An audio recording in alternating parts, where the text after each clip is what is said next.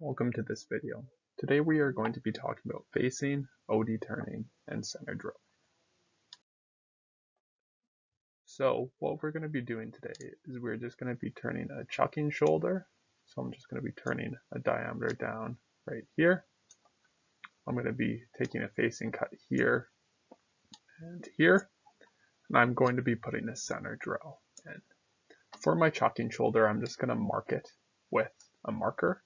In future videos, we're going to talk about different ways to set shoulder distances. Okay, so now we're going to do a facing cut here. I have my workpiece sticking out and I have my tool in.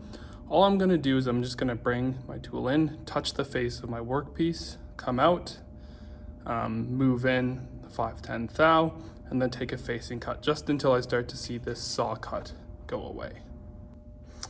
Again, make sure that you have calculated your RPM correctly for this aluminum handle. So let's take a cut.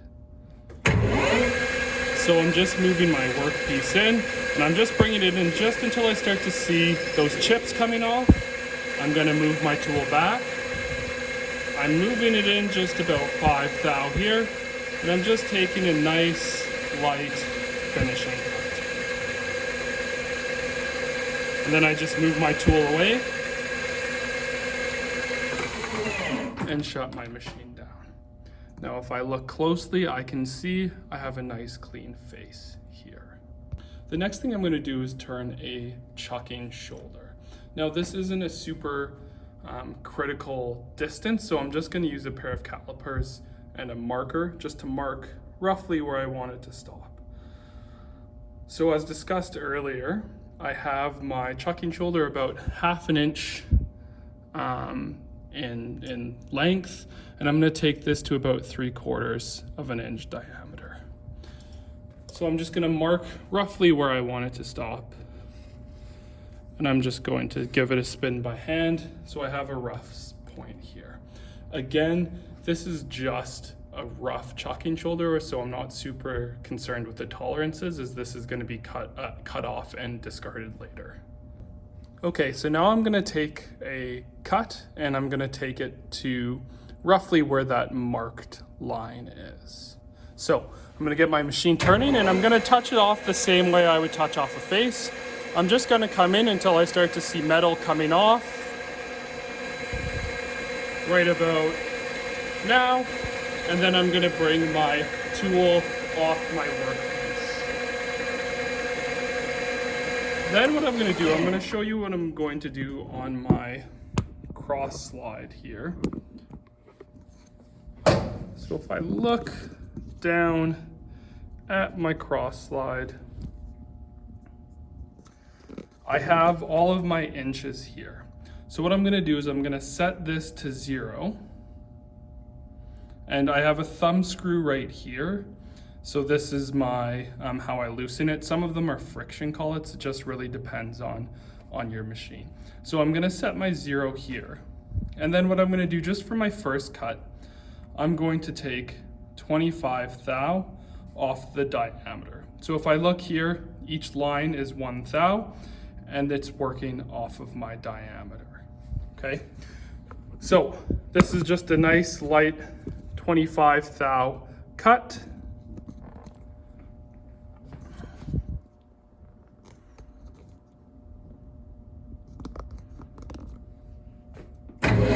So I turn my machine on, I bring it close, and I just engage my feed. I'm just going to stop it roughly once that blue line is gone. My blue line is gone, I'm going to stop it, and I'm just going to drag it back. As you can see here, because I dragged it back, I have kind of I can see some lines in here. I'm not super worried about that since I'm just roughing. It's not that big of a deal. Okay, so now that I have a clean surface here, I'm gonna put my machine in neutral and I can take a measurement. I'm taking my measurement here. And if I look, I'm at about 980, so 0.980, 980 thou. And I want to take this to about 3/4 inch. So I have a decent amount of material left. This is a perfect time for you to play around with different speeds, different feeds, different depths of cut. I'm going to rough this out rather quickly, but it's with a chucking shoulder, just play around with your settings. All right, so now I'm going to take a 100 thou cut off the diameter for this cut to bring it down to 880.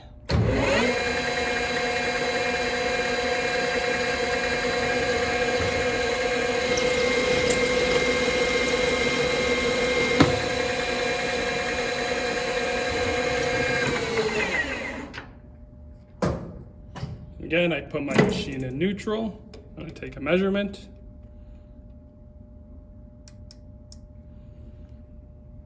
I'm at 882.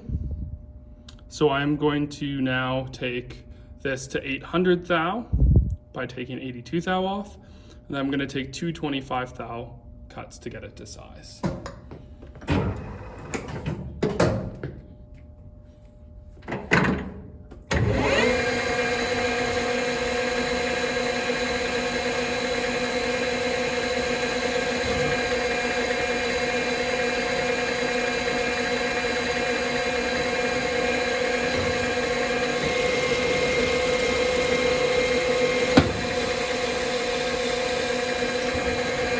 And again, I'm just roughly eyeballing that.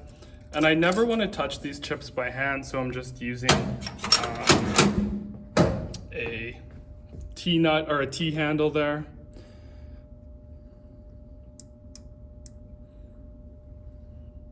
So I'm at 800 thou here, and now I have 225 thou cuts to take off.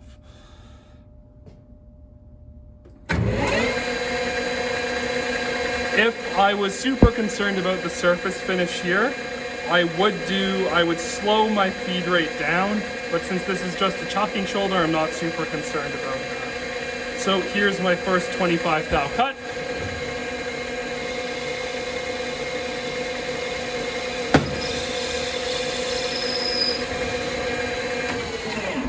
I'm gonna shut it down, take a measurement,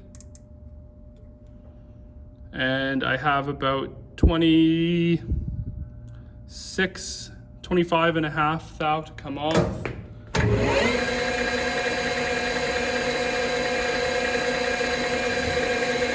Now this is my finishing cut, so I'm not going to drag it back across my outside diameter. I'm just going to come out,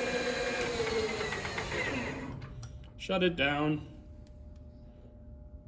take a measurement, and I'm about half a thou big, but for what we're doing, this is all good. So now that I have my chucking shoulder done, I am going to flip this part around, face, and then center drill. Again, my machine is in neutral or off when I'm handling the chuck. I'm going to take this piece out, flip it around, put it in the chuck, and I'm just going to take another facing cut here.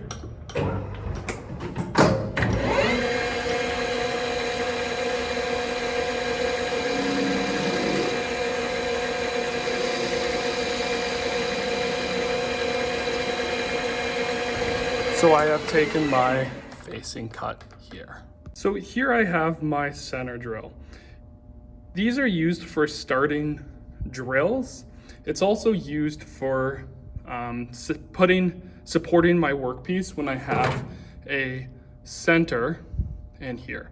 So I'm just gonna plunge this in with the tailstock, and I wanna go about 2/3 or halfway up this tapered part here, okay?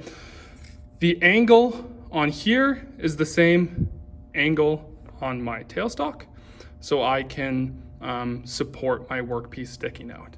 The safe stick out distance is about 3 times the diameter, so I have a 1-inch workpiece here. The furthest I can stick it out is 3 inches safely without it being supported with my tailstock. Obviously for this hammer, I'm gonna need to stick it out a bit further. All right, so I'm gonna put my center drill in here now. So I'm just gonna stick it out roughly about here. I am going to tighten this up.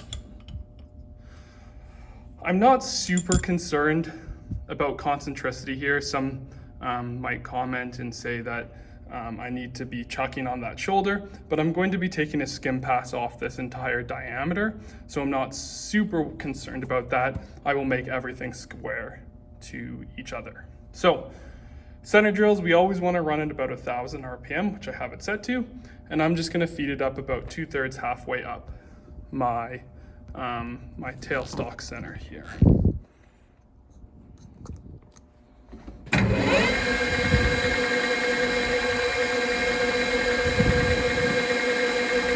So I'm about 2/3 of the way up there, and I'm going to bring it out and shut it down.